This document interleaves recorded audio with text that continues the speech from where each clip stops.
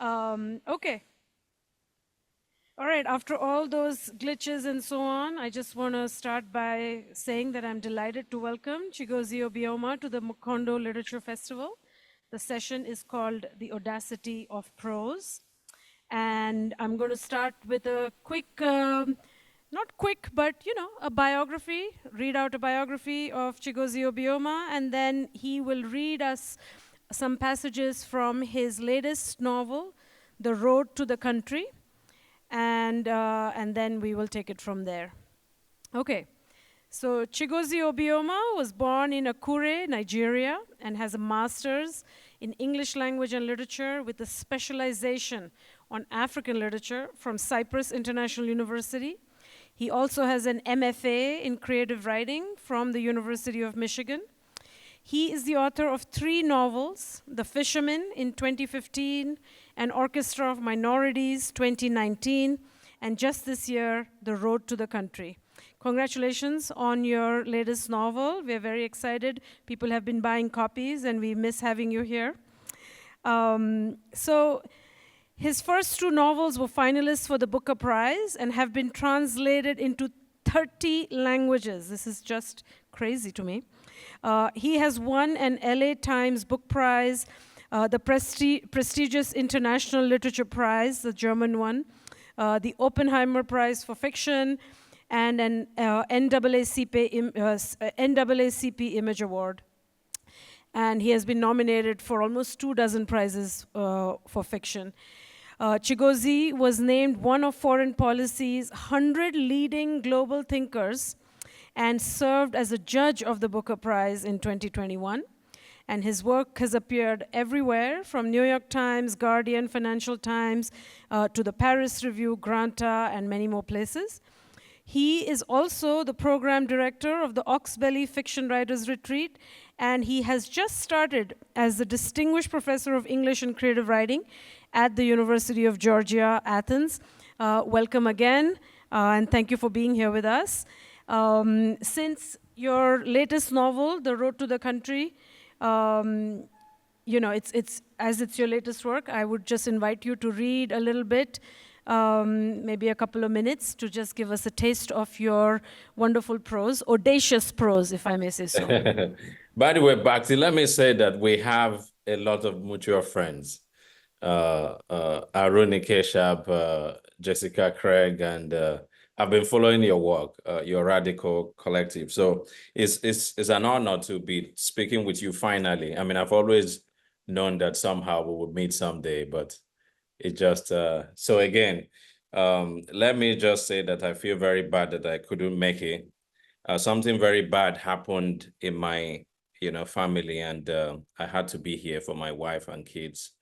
It's just unfortunate. Sometimes life is unpredictable, but I just want to say that I very much wish that I could, but it's just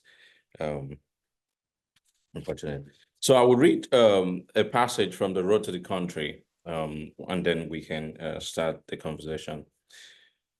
This is the moment the seer has been dreaming of all his life. But when it comes, as is common with humans, he almost misses it. The second Kunle leaves the trench. Something scuttles in the undergrowth at the foot of the hill.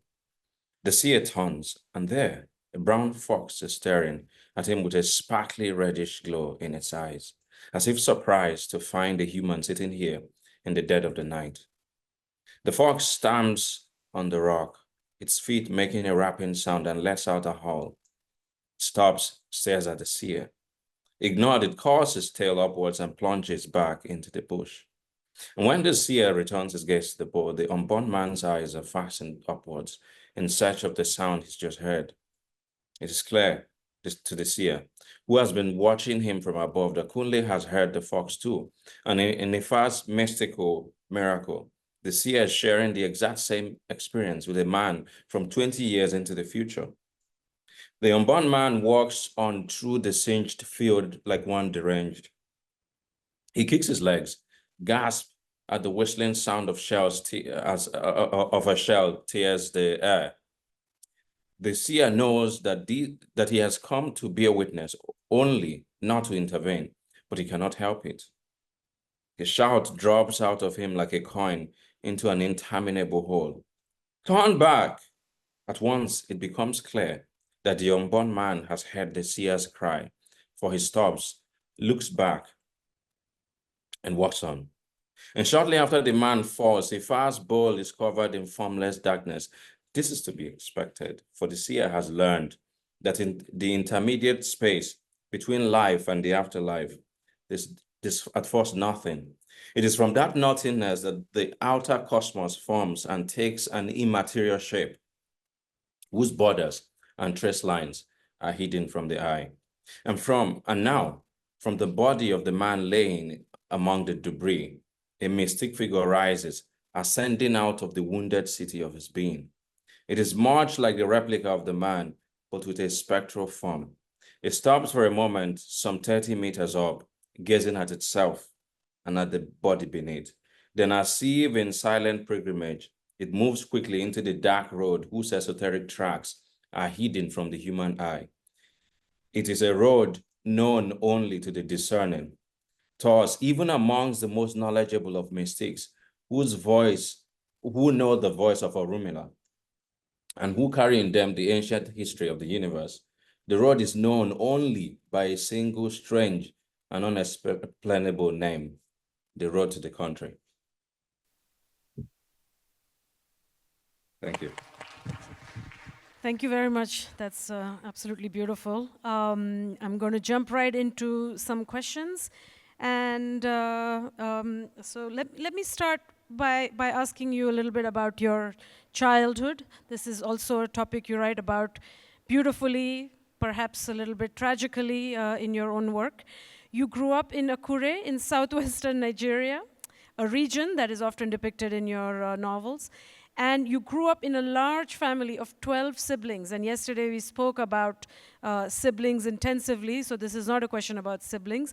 But I just, I just wondered, what does it feel like to grow up in such a large family? And I wondered also if you felt the pressure to choose a less artistic, a less creative career. Was there support for your dreams of being a writer? Were they nourished by your family, your community? Did you always want to pursue writing?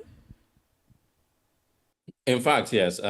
I think for the very reason that I grew up in that kind of large family, of course, I'm the fifth of the 12. It wasn't always that we had 12, growing up for the most part. At least by the time I became a writer, there were probably like 8 of us or something like that. But but it was always crowded, and I suppose that sort of crowd is sometimes what I don't want to use the word repel, but it does something to someone who already is shy and somewhat insular, as I have always been. I'm socially awkward, even though, my presentation as it stands, given that, I'm now in the public sphere, has remarkably changed, at least for me. But most of the times I'm always withdrawn. So I would say that that kind of withdrawal is what first sends you into your head. And in some ways, the landscape of the imagination. But for me, I think there was sort of a transformative moment when something changed in me. Initially, I was interested in playing football, but then that led me to start falling sick, sometimes injury, sometimes just malaria. And I started ending up at the hospital. And it occurred to me at that time, I think I was probably 7, 8, or 9. I can't remember exactly what age. But I just realized that even though I had, I read stories at school, nursery school and whatnot, but there was a particular type of story that my parents started to tell me. These were not animal stories. They weren't about tortoise or hare or some mystical figure, like folkloric, not mystical. These were usually about people, And I was very surprised by that. And, I encouraged it. And each time they told me a story about human beings, about characters, I felt like something happened to me. And that's actually what led me to, writing. At some point, I discovered that my dad, especially, was actually getting these stories from books. And that was for me like a major thing. So these characters were curated by someone's mind. And I was fascinated. I was drawn. I was like astonished by that. And ever since then, I've been writing. So as per encouragement, I would say that yes, I did get encouraged. My dad and a couple of my siblings would often encourage me, but it was also a very difficult thing, given that this was 1990s Nigeria. Every indication was that the metric for success would be for you to excel in academia, in maths and whatnot. So there was always that fear, that I would waste my life, because up until, in fact, I would say up until 2011, 2012, when I moved to the US, I had never met a writer, never. I was just walking in darkness and hoping that this thing someday will fruit for me. Yeah. All these kind of stereotypes that all of us in the global south, third world, Africa, Asia, where the stereotype that our parents are not encouraging us to be creative, they're pushing us to be doctors and engineers and all this. So I'm glad to hear that wasn't always the case with you. To move a little bit to your work, so of course all your works share the same levels of richness, innovative storytelling styles, very gripping plots, and I would say a real preoccupation with history. But your first novel, The Fisherman, is very different. And I'm not saying this in an insulting way, but I think it's simpler. It employs a more traditional first-person narrative.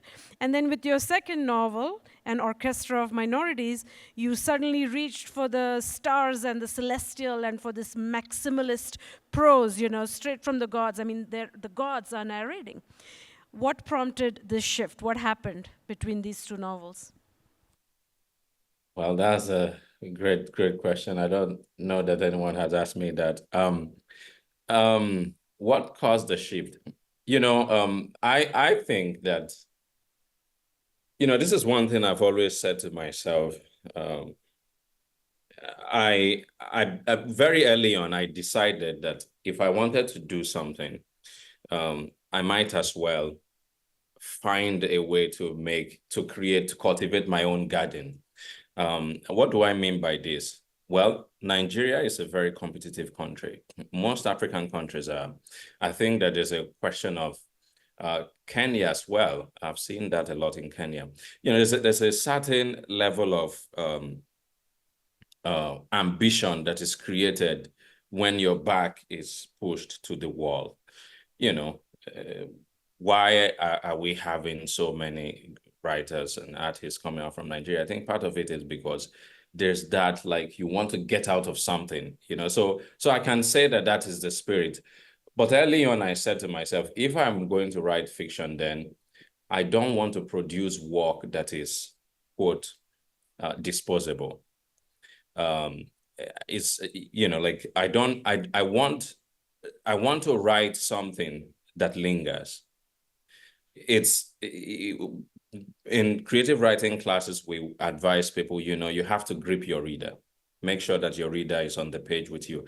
But I think that doing that is easy to do. You just have to be sentimental.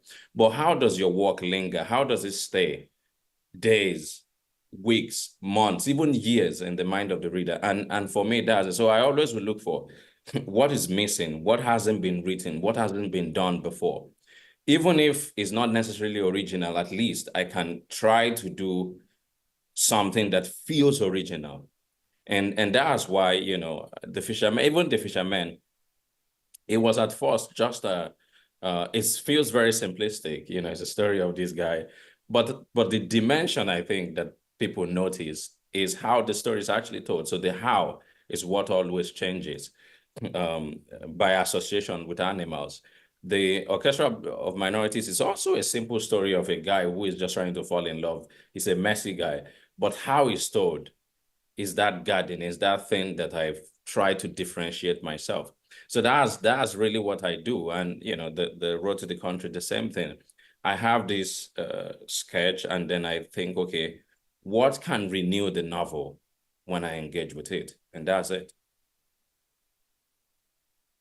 So you're sort of saying that like the spine of the story remains sort of human and universal and well tested, but it's you kind of have these strategies around how to formulate new ways of telling perhaps the same story in a way. And I want to stay with that a little bit and come to the title of this session. The title of this session is called The Audacity of Prose, and this title comes from your wonderful essay published in the Millions. And I'm going to offer a very crude summary. So you write in this essay that in creative writing and publication industry, they have come to value a kind of minimalism in the craft of writing. But you have chosen to go against the grain and write in this epic, saturated, almost hyperbolic prose. And I just wanted you, and I agree very much with this. I think, so many writers, Rachel Cusk or, the Irish person who writes in extremely minimalist prose, it's very, very popular to write in sort of soft but intense minimalism. And you're going against the grain. I just wanted you to tell us a bit about this essay and about this sort of argumentative counter stance that you're taking. Bhakti, I'm not how do I put it now? I'm not ideological. That is one strange thing with me, in the sense that I'm constantly changing my mind. I can write something today and tomorrow I don't believe that in anymore. I feel like it's a sort of so you have to now tell us what. Yeah, so I mean, I'm not saying that I don't agree with that essay. It's 2015, but let me tell you how that essay came about. I was reading a book that I was to blog. So publishers often send me a number of books, too many books every year, or that are coming out. And I love this book, and I just was so mad. I started getting very angry that the prose is like every other writing I've seen recently. And I'm like, why can't this guy just write full sentences? He writes something like, she went, full stop. Now, full stop. These are not even sentences. Sentences have a subject and a predicate. So it's like, it's like, I don't even know how to describe it at this moment. So I got very mad and I wrote that in overnight and it went viral. But I think the point for me is this. If you look at what actually is canonized, what we remember, they are works that are actually exuberant. Salman Rushdie's Midnight Children.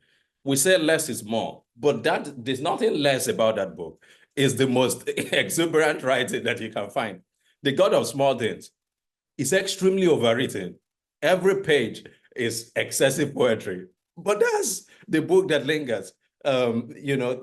Lolita, think about any number, Virginia Woolf's The Light. These are, so why do we tell people to cage their imagination and their language when you see this painting behind me? That's a canvas.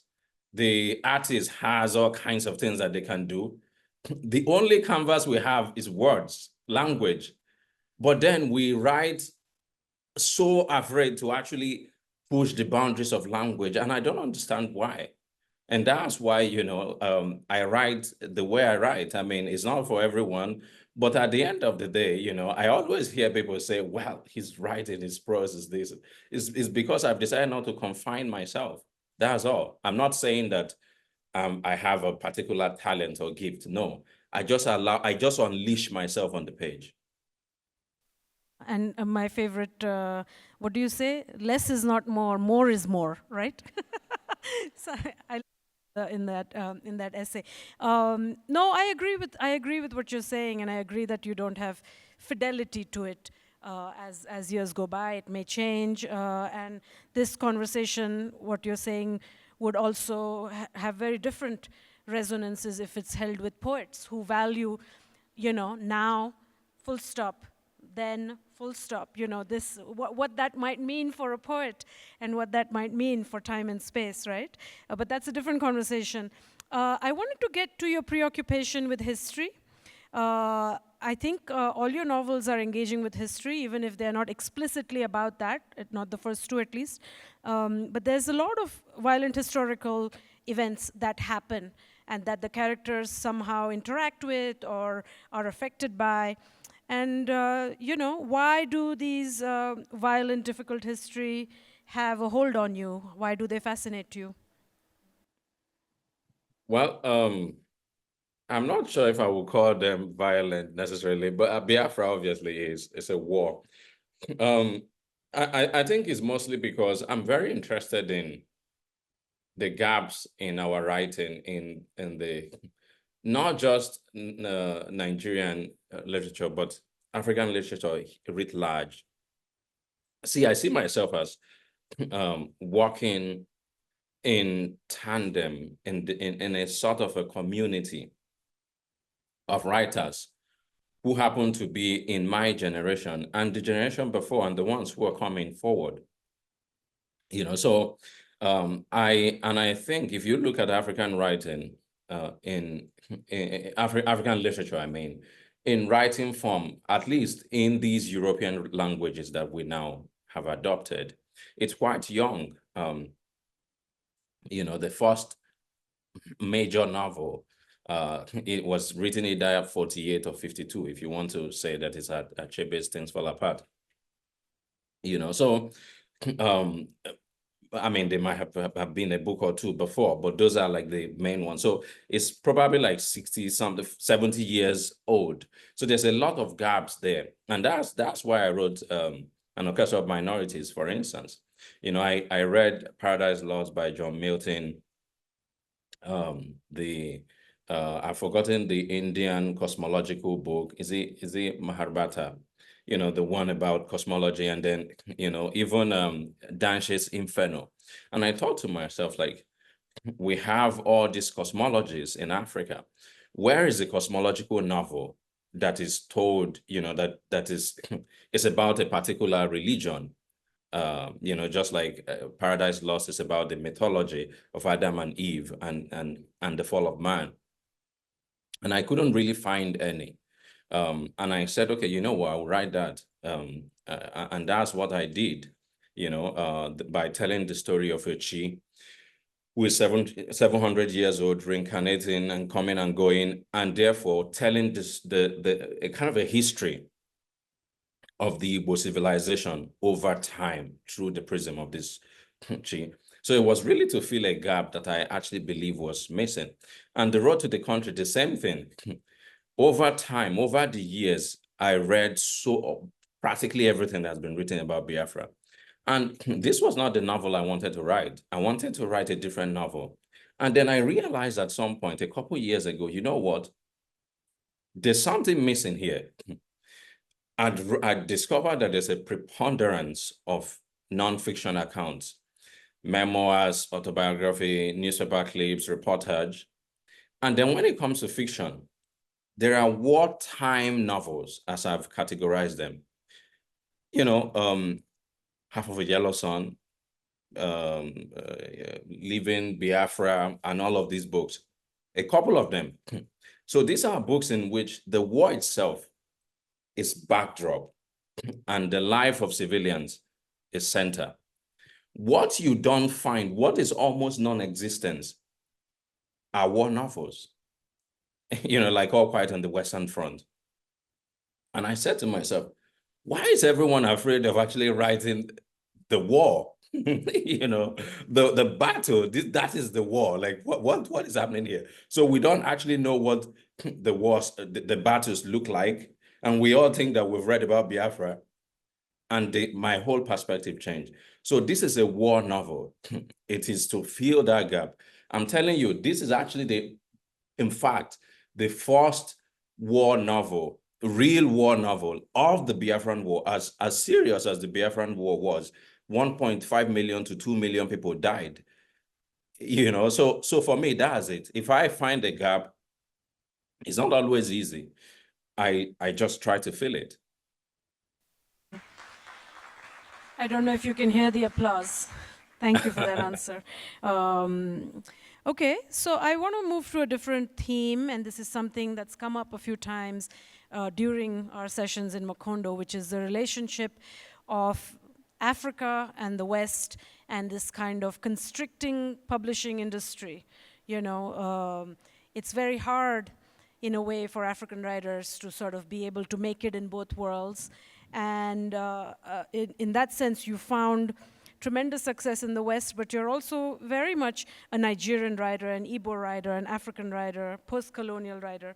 And you managed to write extremely localized sort of Nigerian Igbo literature, but then that is published and acclaimed in the US, UK sort of universe. And do you find this to be a dissonant kind of feeling as you navigate these two worlds that seem to be a little bit at odds with one another, or there is some sort of a conflict there is a tension there? How do you navigate the two? Well, I feel like I've been doing this for years now, and as I say, I'm not often wedded to a particular viewpoint. But I remember when I first started, the truth is this, early on, as I said, my first time of actually meeting a writer was 2012 when I came to the MFA program at the University of Michigan. So I was working alone. I wasn't even aware of this, that there was a group of African writers, a community, that they existed. I just was in Cyprus hustling, doing carpentry, and trying to exist, So I burst into the scene, and then all of a sudden, people started making a lot of comments, and then I became aware of certain conversations that were going on. What you just asked me, what is an audience and all of that kind of stuff. And at that time, I was shocked that I hadn't actually considered that. It just wasn't something that I considered. Who is reading my work, who will be interested in what I'm writing. It just wasn't, for some reason, I'd grown up reading from everywhere. I remember reading Hunger by Kenneth Hamsun, this Norwegian Nobel Prize winner. I was probably like 13 in Akure.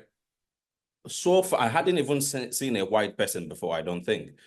And I was so fascinated by this book. I was so moved by it that I felt, that I was in the snow, like blonde people with blue eyes. It just was, it's the strangest, as farthest from my reality as you can think of.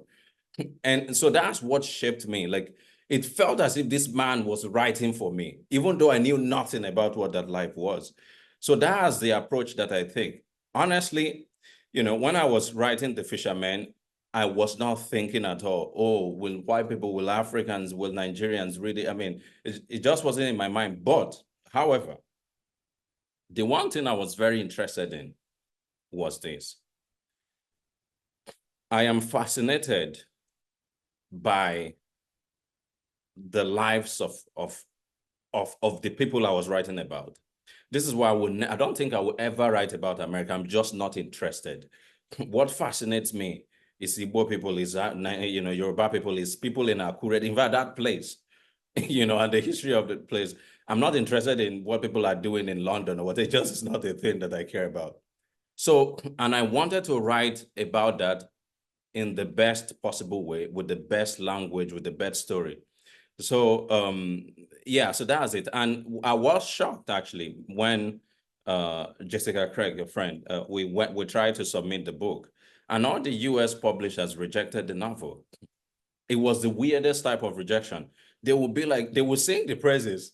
They would be like, the prose, we love the writing, oh my goodness, but there's no market for it. Why? Well, because it doesn't take place in America. It has no connection to the country. In fact, it was so frustrating that some of them were like, okay, the brothers aspire to come to Texas. At the time, it used to be the US. Why don't you have them come? And we got mad. I changed it into Canada. So in the novel now it's Canada. I'm like, damn you, I'm not doing that. So so that was the thing. So the book was rejected by everybody. We had to go to London, to the UK, where there's a sort of relationship with Africa. So they are more sympathetic. In fact, I will tell you, I live in the US, my life is here. You will not believe this. I sell 7 times the number of copies in the UK. In fact, I sell approximately the same amount of copies in Sweden, in Denmark, as in the US. Americans are just not interested in a writing, in a novel that begins and ends in Africa. That is a fact. In fact, if you think of all the novels that has done well in the US. Just think. They have one connection to America, one way or the other. Which is the one African novel that was on the New York Times best novel of the century? It's an American novel written by a Nigerian. It's called Americana. It's not an African novel. They don't care. This is what our people don't understand. They will tell you that the problem is, oh, you don't italicize, so therefore you're writing for white people. If you like, italicize till kingdom come. Don't italicize. Write Igbo till kingdom come. Fill your page with Kikuyu. Nobody cares. This is the fact. So what then do you do? I don't think that you should think about that. Just think, when you write, think of your reader as yourself. What will appeal to me? See, this is the last point. I don't want to talk too much on this. Why do people read books? At the very core, what people want is an experience. So when you write a novel, people are not interested in any, at the core, they are interested in an experience. I know about love, I've been in love, or I know what it means to hate. But when I read a novel about love, I want to experience something that I don't know about love. That is what will pull you into a novel. If not, it's a waste of your time. So that is what I think is most interesting to me. And that's what I'm not interested whether, of course, I love it when, Nigerians, my books are very popular in Africa. I'm not bragging about it. So I'm very happy about that. And it should be. If it's popular too in Japan, then so what? It's good. Yeah. Thank you very much. Yeah, and I agree, of course, with the insularity of the American publishing world and the type of work they want to keep seeing that somehow engages with their own space and their own people, but I don't want to let you get away with valorizing the UK either. I think we have a different set of problems with how they do publishing, especially of African writers and so on. I'm going to ask one more question, and then we can turn it over to the audience. You've been called and sort of heir of Chinua Achebe. You yourself are very influenced by Chinua Achebe. Your books will reference Chinua Achebe. And, I was an undergrad at Bard College in upstate New York when he still taught there, and he was beloved, and he was wonderful. And he never shied away from commenting on politics, from being a sort of engaged commentator on world problems. And another theme that's been going around at the festival is what difficult, traumatic, violent times we are living in, more than usual. And we're thinking, of course, of our neighbors of Kenya, Sudan, Congo, and so many other places in the world. And I just wanted you to give us a sort of broad sense of what is the role of the African writer today? If you can put that hat on. Yeah. Well, of course, I'm an African writer. I just became an American citizen, and I find it very awkward. I did it reluctantly because my green passport is hellish, so, yeah. But the thing is, see, I I kind of believe that I like to see the good in people. I put a sort of an optimistic view of things. That said, it is difficult, of course, not to be sad about the world as it stands at the moment. The past few years, there's been a lot of wars and destruction. As someone who has buried himself in research about war, I know what that is. It's destructive.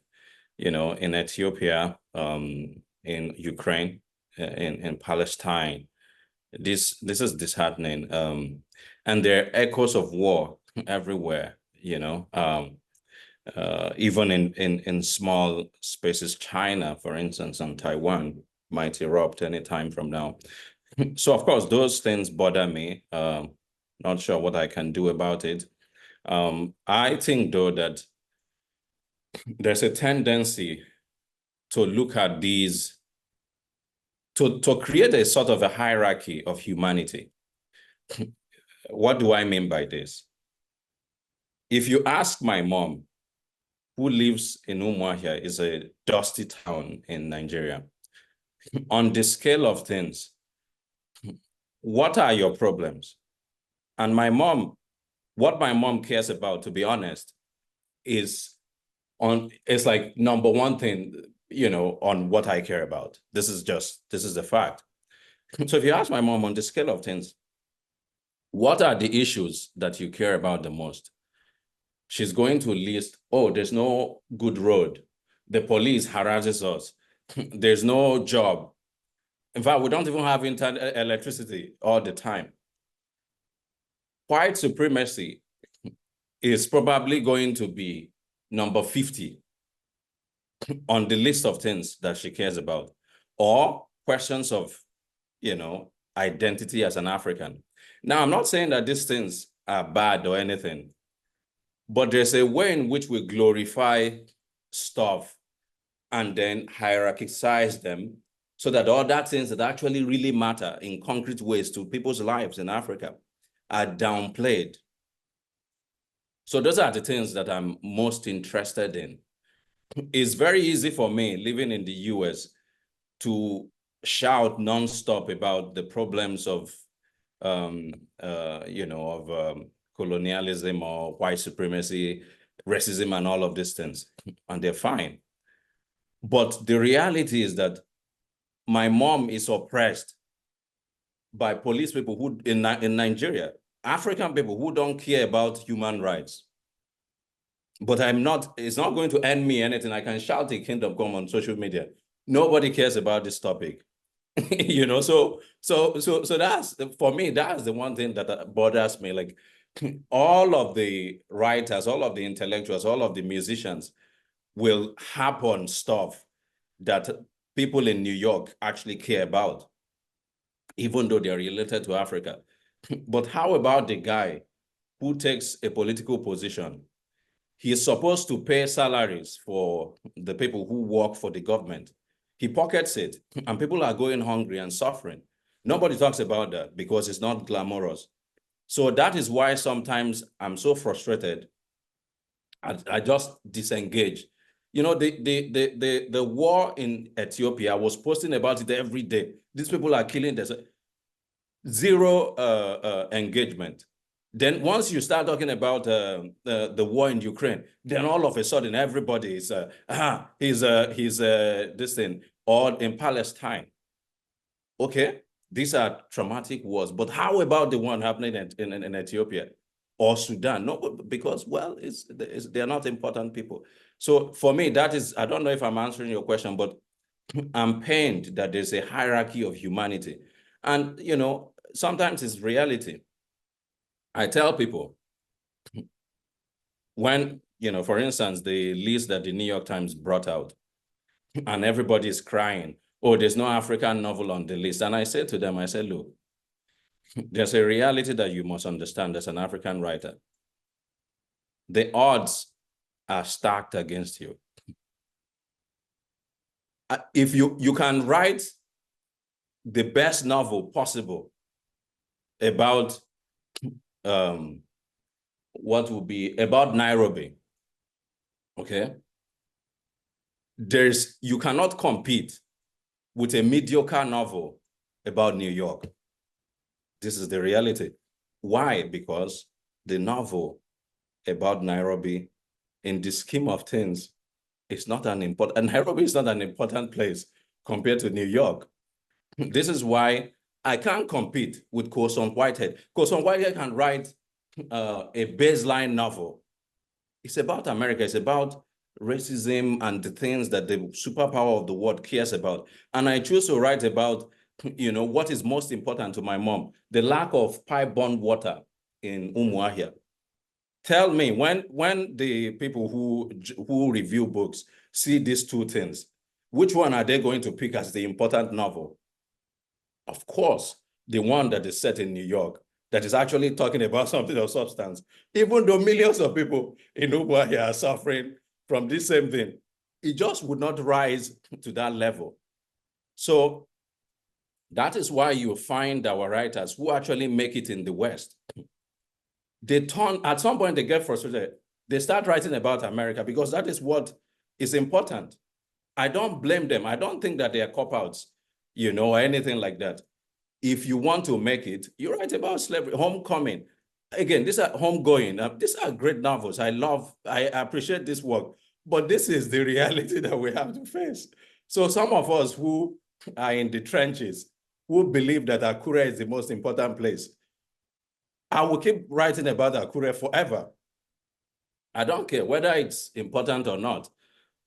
I'm very lucky, by the way, that people are even reading. I think it's because of something like the Booker Prize. Without the Booker Prize, nobody will be reading what I'm writing because it's not interesting.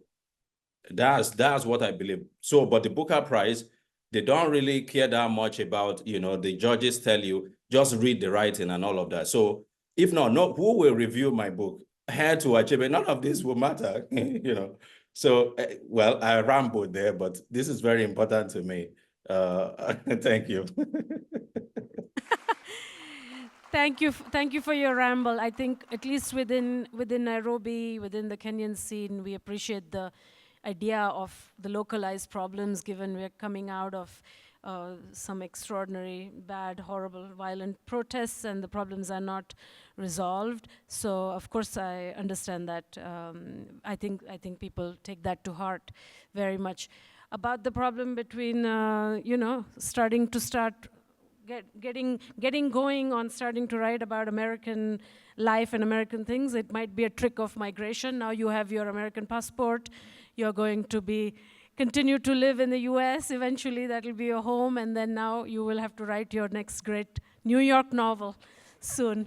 But we hope not. Just joking. But yeah, thank you for explaining the pressures and talking about selective humanity. We are all upset about that, and yeah, you're right. It's not clear what one can do. What is the role of anyone, writers, editors, professors, and so on. I'm going to turn it to questions, and let's hope this mic is going to function.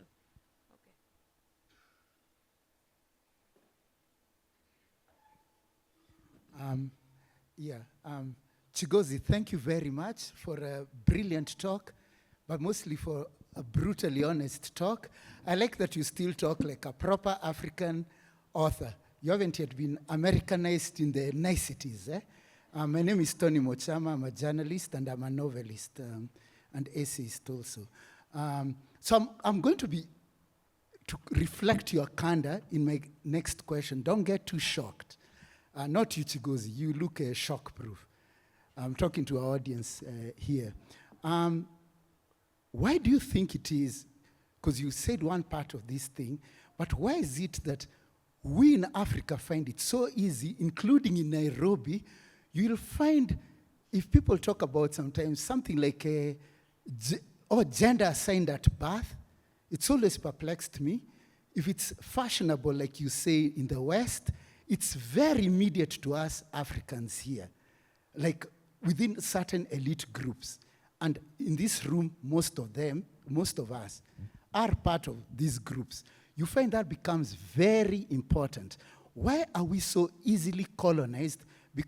And now we are even afraid to say, sometimes I like what Gen Z, are doing, but our problem right now is like cost of living. Or we are like, the president is not doing enough. Or these are our problems. Why do we find it so easy to parachute mentally? You lay out runny toilet somewhere, and in Kenya, suddenly, this thing is picked up. And I'm being fair to every group, but I'm just saying it's what you said, almost not in a coded way. But why do we find those elite problems from those capitals, from Connecticut, from New York? And it's very artificial to me that suddenly they become our overriding issues. And yet, like you said correctly, sometimes it's actually issue number 25. I'm not saying it's not important. Why are we so easily colonized and these ideas parachuted into our mentality? Thank you. Thank you. Yeah, so that's a very right here in the front. question. No, she has been booked since yesterday. She is the great fan Should I answer first? Chigozie's work. Chigozie, if you're speaking, we can't hear you. Oh yeah, should I answer first or wait for her to ask her own too? 2 questions at a time. Oh, two questions. Can we take 2 questions at a time? Okay, Thank you. okay. Sorry, the mic isn't on. Okay, great, it's on. So, Chigozie, thank you so much for your insights. I love the prose, your use of prose, your use of language. I find it so arresting. I'm in the middle of the road to the country, and I would like to know kind of about you. I'm asking a process question, given that you are the writer that has ventured into writing about the actual front. How did you go about doing that research? Is there a lot of information about that? Did you have to go and find people to interview? How did you find all this material in order to create the characters that you have in the depth that you have? Go ahead. Okay, so the first question I would answer is, yeah, I think again is a question of that hierarchy. We cannot escape it. See, the truth is, every idea has value a priori. It's there's an a priori value in almost every discourse. What we do with that idea is left to the people, but because people are interested, first of all, in validation. This is what destroys relationships most of the times. Like when you're not validating someone, it's toxic. So where is the ultimate source of validation? The West. New York. For a writer, it's New York or London. So, and in the international sense, even our presidents, I'm telling you, like what matters in America will even be what overrides their thinking. So that's not necessarily, in my view, a bad thing. I think it can be evened out in a way by trying to prioritize what is actually on ground. As I say, our problems, the problems that I think that writers who are in the, the international scene should focus more on is poverty. Why are we poor in Nigeria? There's no reason for it. Honestly, there really is no reason for the kind of soul-sapping, excruciating suffering that people go through. Zero reason. Okay? All we need is to restructure society in such a way that there's some form of equilibrium and equitable distribution of wealth. It's as simple as that. I mean, again, it's not extraordinarily simple, but it can be done. It has been done many, many, many, many times. So, yeah, so that is it for me. So we need to think again, like, why am I so interested in Donald Trump when my own president is there? Like, you see African people, what they post about is the insults of Donald Trump when their own president is in Germany, partying, for months on end. It doesn't make any sense. So that's my answer to that first question. Number two, about research for the novel. Actually, that was a difficult thing to come by, I have to tell you. So the war, the Biafran War was extremely internecine. It was a disastrous catastrophe, a stain on the world if you read the novel. And the reason for this was because of the asymmetry of the war. Of course, it's always a thing that there's always an upper hand in most wars, I think. But the asymmetrical structure of that particular war is beyond what you can imagine.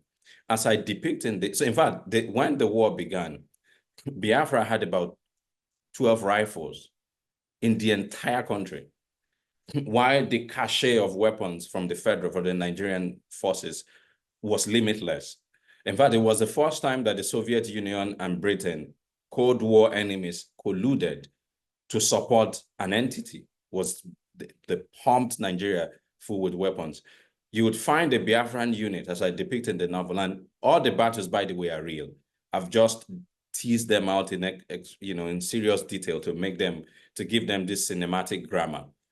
So what you find is a Biafran unit of about 70 men and women would have maybe 40 rifles. And what are they facing? Tanks, air support, cannons, shells, machine guns. So they were being slaughtered, basically. So because of the gravity of just the messiness of it, nobody wants to talk about it at all. And this is not cliche. I know that it's always a cliche that people who fight in wars don't like to talk about it. Biafra is worse. In fact, I'll give you one quick anecdote and then I'll open it up for more questions. I had a friend, she's about 40 years old in New York. I'm on the phone with her and we're talking. Her dad has read my 2 novels. And she says casually to the dad, hey, Chigozie is writing this novel about Biafra. And the man immediately got on the phone. And he starts asking me these questions and making these comments. And at some point, I'm like, sir, how do you know these things? And reluctantly, he starts crying. He said he fought in the war as a 19-year-old conscript. Now, his daughter, the closest person to him, who has known him for 40 years, only discovered for the first time during that conversation. She was shocked. The man just would not talk about it. This is what, so I had to read, I had to force people at gunpoint, to say anything to me. So it was difficult. We have exceeded time in crazy ways because of the technical stuff. 2 extremely short questions, please. And I'm very sorry to do that, but. There.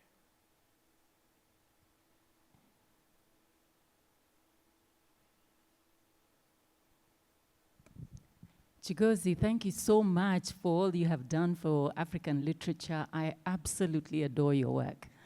I have 2 very short questions. One is, you write about the transformative power of prose in your Audacity of Prose.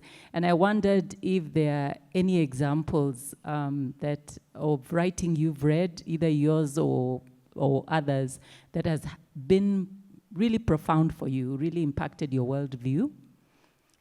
And then a second question is related to what you've just said about the research. Is there a reason why many people in Africa, who, at least that I know of, so in Kenya it would be the Mau Mau War, and in Nigeria the Biafra, why is there such silence around it? What is your perception about that? What reasons were people giving you for not wanting to share those stories? Thank you. Thank you very much for saying that. The funny thing about writing is it's an unasked for favor, request, like job. Nobody asked me to write. I have these crazy ideas and I just come up with this work.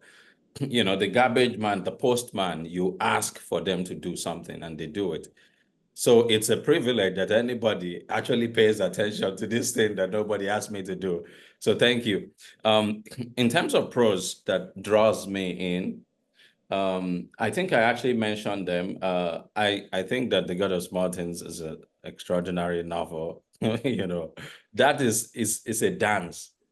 You know, when language goes into the clouds and becomes music, that is what for me, that is the apogee, that is the climax of writing. You know, that's what I try to do in my work.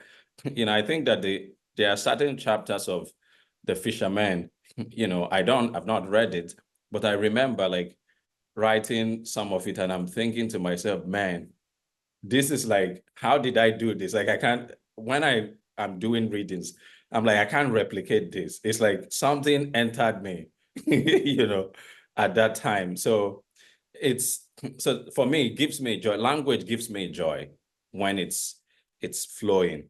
So second question about why people do not speak about war, I think is the easy answer is trauma. They don't want to relive it. They don't want. And I will end with this story. So the novel is actually, The Road to the Country is told through the lens of a seer, a visionary. So actually the narrative present does not exist. It's 8 hours, in fact, of a particular night. So we're in 1947, but the entire novel is from 67 to 70. So by the time the novel ends, Nigeria is not even an independent country, not to talk of a war happening. The seer goes out and the Union Jack, the flag of Britain, is flying everywhere. Even him begins to doubt, is this thing going to actually happen? So what ends up happening at that, how did I come about all this idea? Well, because I went to my mom. At that time, I had written the novel as a traditional novel, first third-person novel. And I'm trying to get her to tell me a story about the war because she lived through it and she wouldn't do that. And I get frustrated. I'm like, Mom, you know what? If you are not going, whether you like it or not, I'm going to write this book because she's trying to discourage me from writing it. So you might as well just tell me something. So I was about to leave and she said, sit down. And she said to me in this very quiet voice, she said, you know what? If you must write this book about this war, then you have to write it in a truthful and full way. And I said, what do you mean by that? She said to me that usually when people tell the stories of wars, it is the living that tells them, and it's about the living. And she said, how is that even a complete picture when war, by its very nature, produces mass death? So if you must write this novel, it has to be told by the living and the dead. And that's what I try to do here. And in the novel, you see that epigraph. The story of a war can only be truthfully and fully told by the living and the dead. So that's all that my mom would tell me about the war. And that's how the novel came about. Thank you very much. So much. I'm so sorry. We're not going to take more questions. We're so out of time. Chigozie, thank you so much for being patient with the technology and for your lovely answers. Appreciate it. Thank you, everyone. Have a good rest of the festival.